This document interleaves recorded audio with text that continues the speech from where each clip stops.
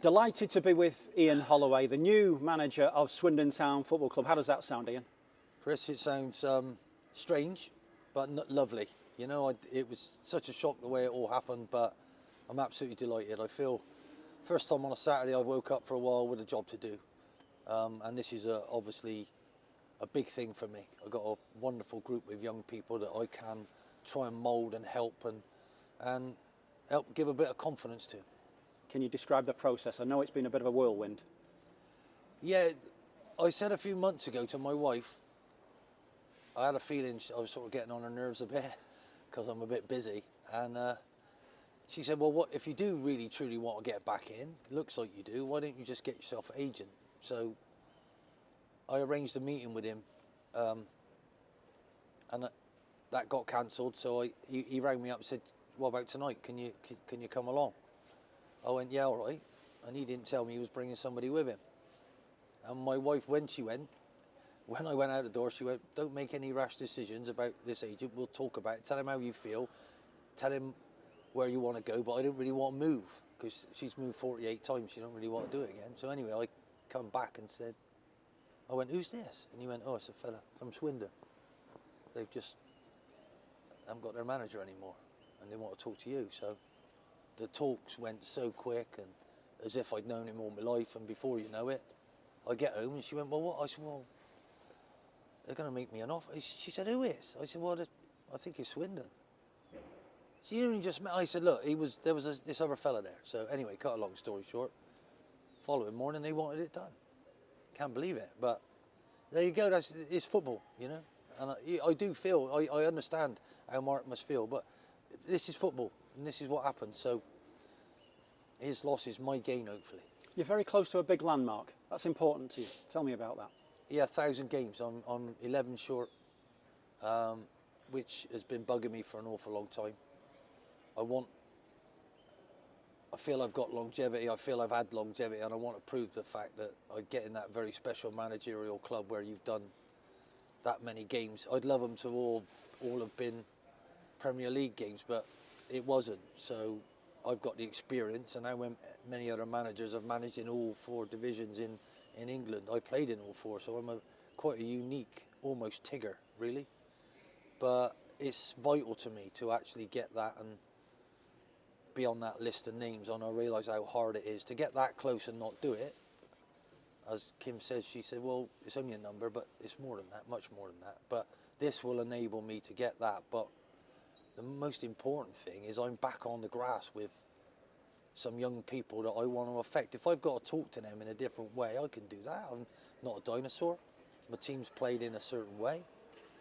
But I feel like it's weird that all the experience that I've gained and I've got and how I feel at my age now, I feel I'd be better than I've ever been before, but I've had no chance to prove that. So hopefully they've given me a chance in 7 months or 8 months, whatever it is, to actually come here and try and make a difference. And that's all I want to do, really. The rest of it, I'll do what the club wants me to do. I can't wait to get out on that grass and try and get in their heads and see what I can do for them.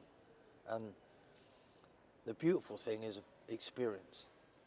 I will not feel panicked in any way, shape or form. I will not be looking over my shoulder. Hopefully they'll get that. I want the fans to understand how difficult it is to play here at the moment, with the fact that we haven't won that many times in a long time and all of that. So, whoa, hold on, hold your horse back a minute, here we go. Let's try and get something moving. And you're a massive part of it. And Palace, probably unbelievable setup there with the fans. The fans don't watch the game. They're jumping up and down, singing and shouting. You know, Blackpool, they helped my teams be successful. Whereas here at the moment, we need optimistic people coming in. We need optimism around the ground. Hopefully I can help bring that. And it won't start straight away, hopefully it will, but we've got to build this, and you give someone confidence and then you give them a platform and they understand that, then you make it habits, and then all of a sudden this is still a new group, you know. So there we are. I'll talk all day, but I can't tell you how important. I haven't even met them yet. No, but you're a Southwest lad. Yeah. You know all about this area, and you know that this is a proud historic football club and shouldn't be one place away from nearly going out of the Football League. You're somebody that's a serious football man, but you also know how to inject fun into football at the right times. Do you think the club might just need a little bit of lifting and a bit of fun? Well, I don't know anyone who's ever done anything very well who's not enjoying it. Do you know what I mean? Maybe Andy Murray sometimes when he got annoyed at himself, but really life's about being able to create an environment where you can fail, and then you look at it, you redo it, you do it, you redo it, review it, you do it, review it, and then redo it, and then there's always that hope. So I'm going to be encouraging people to, okay, you did that, let's have a look, and I'll try and make it right for them, and I'll give them a chance to go and do it, because we all deserve a chance, you know. There's no winner has ever been born. He's been made by losing and then coming back and turning into a winner, because he will never give up, and that's what life's all about. This club has it. It's steeped in history. We, you know, it's something worth doing. Why has someone from this area got to go miles away to a Premier League club? Why can't we build that in and around this country? Loads of players have done it. Why hasn't a club done it? So, and why can't it be us? An open question, but kind of a deep question. What do you want to get out of this experience?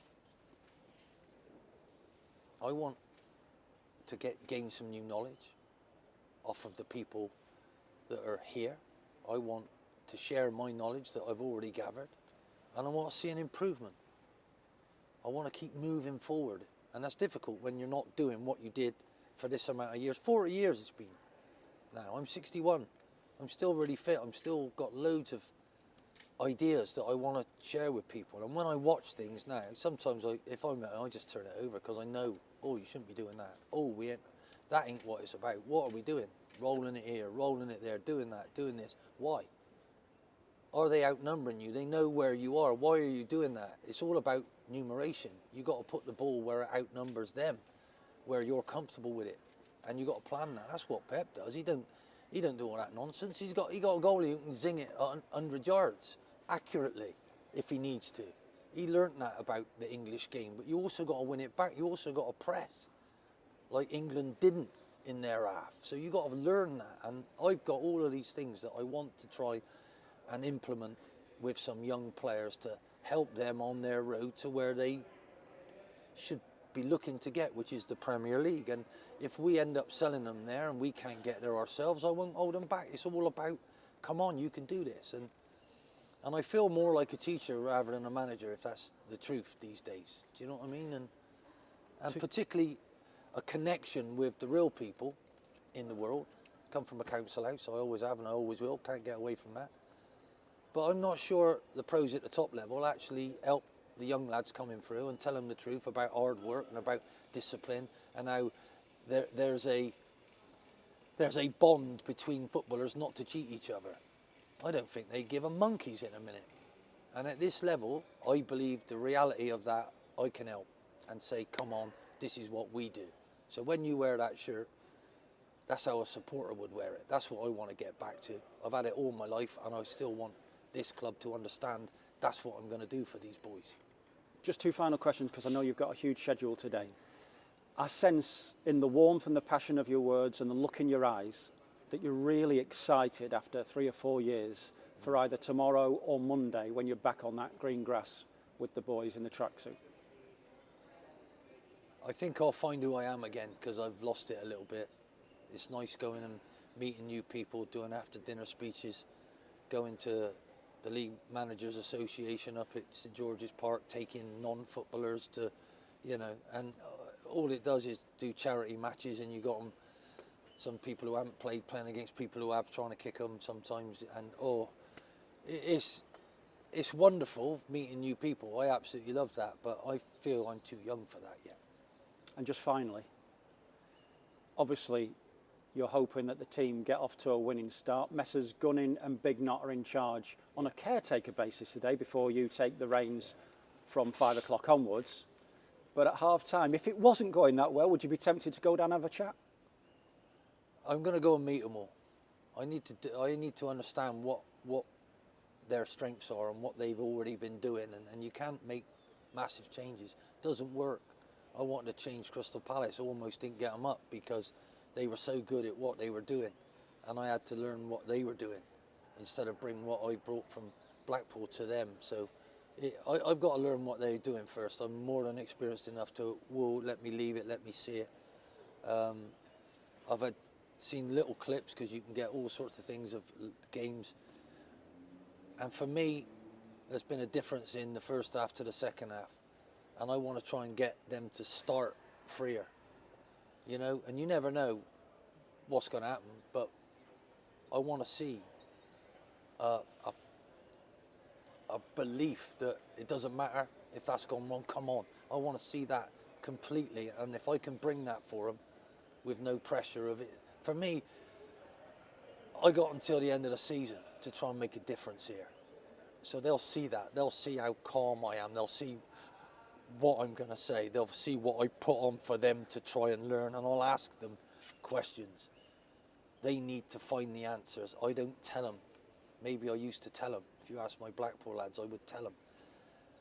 I need them to come to me. I need them to talk to me about it these days. Do you know what I mean? It's but again, it's sharing what I've learned over the years. You imagine, I've nearly 2,000 games, maybe 1,800, you know, with cup games of a player and a manager. That's only professionally, let alone how many I played as a kid.